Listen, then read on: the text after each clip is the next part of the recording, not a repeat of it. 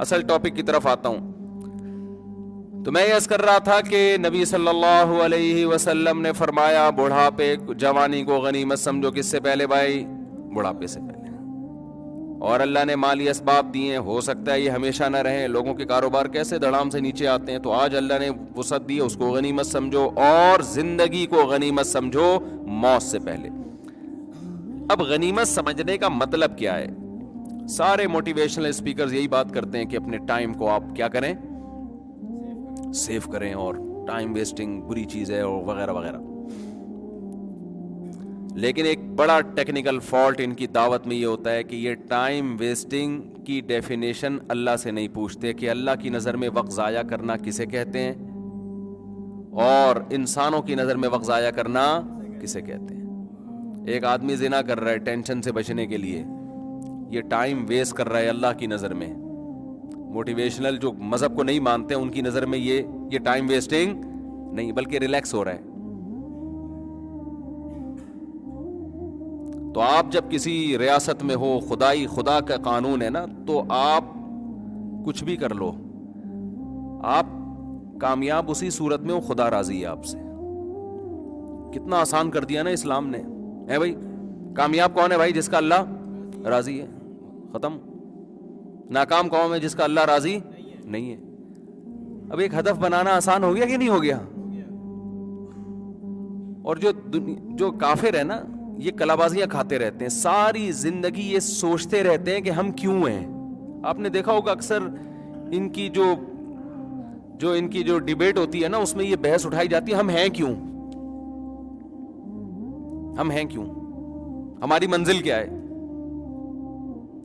تو اس پہ ان کی بحث ہوتی ہے. اب آپ بتاؤ, یہ بحث ہوتی ہے اتفاق رائے سے ختم ہوتی ہے, یہ اختلاف باقی رہتا ہے, اختلاف باقی رہتا ہے. تو جب یہ آپس میں یہ طے نہیں کر پائے کہ ہمارا ہدف کیا ہے, تو ہمیں لے کے کیسے جائیں گے اس کی طرف؟ آپ ٹرین میں بیٹھ گئے ہو, پتہ ہی نہیں چل رہا کہ جانا کدھر ہے. ایک آدمی کہہ رہا ہے پشاور چلتے ہیں, دوسرا کہہ رہا ہے نہیں جی ملتان چلتے ہیں, تیسرا کہہ رہا ہے نہیں جی لاہور چلتے ہیں, چوتھا کہہ رہے خانے وال چلتے ہیں, پانچواں کہہ رہے سرگودا چلتے ہیں, کہہ رہے نہیں کوئٹہ چلتے ہیں. اور ابھی اختلاف حل نہیں ہوا اور چل پڑے, تو پتہ نہیں کہاں جاؤ گے میرے بھائی. نہ کوئٹہ جاؤ گے, کچھ پتہ نہیں کہاں جاؤ گے. مسلمان کا مسئلہ اللہ نے 2 منٹ میں حل کر دیا کہ تمہیں پیدا کیوں کیا بھائی؟ اللہ کو راضی کرنے کے لیے. جو کام اللہ کہہ رہے کر لو, جس سے روک رہے رک جاؤ بس. اور 3 درجات بتا دیے کہ دیکھو 3 قسم کے لوگ ہوتے ہیں مارکیٹ میں, 3 قسم کی پبلک پائی جاتی ہے. ایک ہے اصحاب الیمین, یعنی کامیابی کے بھی 3 درجات ہیں نا. ایک تو وہ ہیں جو ناکام لوگ ہیں, ایک وہ ہیں جو کامیاب ہیں, ایک وہ ہیں جو کامیابی میں بھی کامل ہیں. جیسے ہوتے ہیں نا جو ہم جسے کہتے ہیں کہ اے کیٹیگری کے لوگ, اور کچھ بی کیٹیگری کے ہوتے ہیں, کچھ ہوتے ہیں سی. ہم نے جب میٹرک کیا تو اے بی سی ڈی ای پتہ نہیں کون کون سے گریڈ تھے, اب پتہ نہیں وہ سسٹم ہے یا نہیں ہے. تو ایف سے بھی پاس ہو رہے ہوتے تھے لوگ.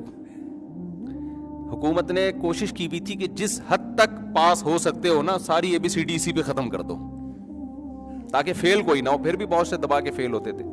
حالانکہ امتحانوں میں ماشاءاللہ بکس سامنے رکھی ہوئی ہوتی تھی, نقل ہی نہیں کرنی آ رہی ہوتی تھی لڑکوں کو. یہ تو ہمارا ماشاءاللہ ایجوکیشن کا ابھی بھی یہی حال ہے.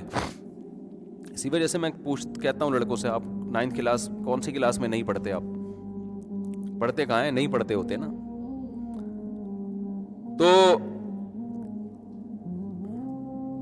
کیا بات کر رہا تھا یار, میں دماغ ادھر ادھر بہت گھومتا ہے. نہیں آخری جو بات تھی, ابے نہیں یار, ہاں 3 طرح کے لوگ ہوتے ہیں نا. ایک تو وہ ہوتے ہیں, وہ اے بی سی سے مجھے یاد آیا نا, جو سی کیٹیگری کے لوگ ہیں, ناکام ہیں. اور ایک وہ ہیں جو بی کیٹیگری کے ہیں, کامیاب ہیں. اور ایک وہ ہیں جو اے ہیں, ایک اے کیٹیگری کے جو کامیابی کے بھی سب سے اعلیٰ مقام پر ہیں. تو اللہ میاں نے بتا دیا بھائی کچھ لوگ ایسے ہیں جو گناہوں میں پڑے ہوئے ہیں, خدا نے کہہ دیا یہ مت کرو, وہ پھر بھی کر رہے ہیں. آپ کی زندگی اگر ایسے گزر جائے نا, آپ صرف فرائض اور واجبات پورے کر لیں اور کچھ بھی نہ کریں, تو اللہ کی نظر میں آپ کامیاب ہیں. بس جس چیز کو اللہ نے کہہ دیا تم پہ فرض ہے کر لو, جس چیز کو کہہ دیا کہ نہیں کرو اس سے بچ گئے. بس یہ ہے پہلا اسٹیپ کامیابی کا. آخرت کے عذاب سے بچ جائیں گے, دنیا میں بھی اللہ پاکیزہ زندگی دے گا, اللہ کا وعدہ ہے. فَلَنُحْيِيَنَّهُ حَيَاتًا طَيِّبَةً. طیبہ کا مطلب صرف پاکیزہ نہیں, اٹریکٹیو. آپ کو اپنی زندگی میں سکون محسوس ہوگا, مزے کی زندگی گزرے گی. صرف اتنا کر لو. اور جن چیزوں سے بچنے کا حکم دیا نا اس میں بھی اللہ کہتا ہے جو بڑے بڑے گناہ ہیں ان کو چھوڑ دو, چھوٹے موٹے معاف کر دوں گا میں. اور آسان کر دیا, لو بھائی. ان تجتنبوا کبائر ما تنہون عنہ نکفر عنکم سیئاتکم. اگر تم بڑے کبیرہ گناہوں سے بچو گے چھوٹی موٹی خطائیں مٹا دوں گا. نکفر ایسے جیسے ربڑ لے کے نہیں مٹائی جاتی, وہ مٹ جاتی ہے نا چھوٹی چیز. گناہوں کے پہاڑ ہیں تو وہ نہیں مٹتے, وہ توبہ سے معاف ہوں گے. اور یہ جو گناہوں سے اللہ نے بچنے کا حکم دیا ان میں وہ گناہ بھی داخل ہیں جن کا اللہ کے حقوق سے تعلق ہے, وہ گناہ بھی داخل ہیں جن کا مخلوق کے حقوق سے تعلق. اللہ کے حقوق میں بھائی نماز قائم کر لو 5 ٹائم. نماز چھوڑ دینا صغیرہ گناہ ہے یا کبیرہ ہے؟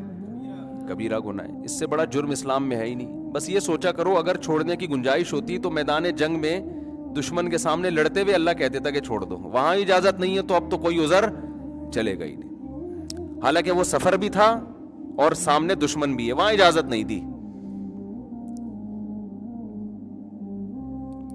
تو پہلا کام اللہ میاں نے کہا کہ نماز قضا مت کرو. دوسرا رمضان کے روزے جو اللہ کے حقوق میں ہے, سوری اس سے پہلے زکوٰۃ ہے. تیسرا رمضان کے روزے. چوتھا زندگی میں ایک مرتبہ حج. اسی طرح اللہ کے حقوق میں یہ بھی داخل ہے کہ اللہ کی تغییر نہ کی جائے, جس ڈیزائن میں اللہ نے پیدا کیا ہے نا اس کو تبدیل نہ کیا جائے. تبدیلی بڑی نوعیت کی ہوگی تو بڑا جرم ہے. مثال کے طور پر آج کل جو اپنی جنس کو تبدیل کر رہے ہیں, یہ بڑی نوعیت کی, بہت بڑی نوعیت کی تبدیلی ہے نا. مرد پیدا کیا اور آپ کیا بن رہے ہیں؟ عورت. حدیث میں اس پہ صاف لعنت ہے. لعن اللہ المخنثۃ من الرجال, کہ جو مردوں میں عورت بننے کی کوشش کرتے ہیں اللہ کی ان پر لعنت. لعنت چھوٹے گناہ پہ ہوتی ہے, بڑے گناہ پہ ہوتی ہے. اسی طرح لڑکوں سے بدفعلی کی طرف جانا, ہومو سیکسولیٹی کی طرف جانا, یہ سب یہ چھوٹے گناہ نہیں ہے.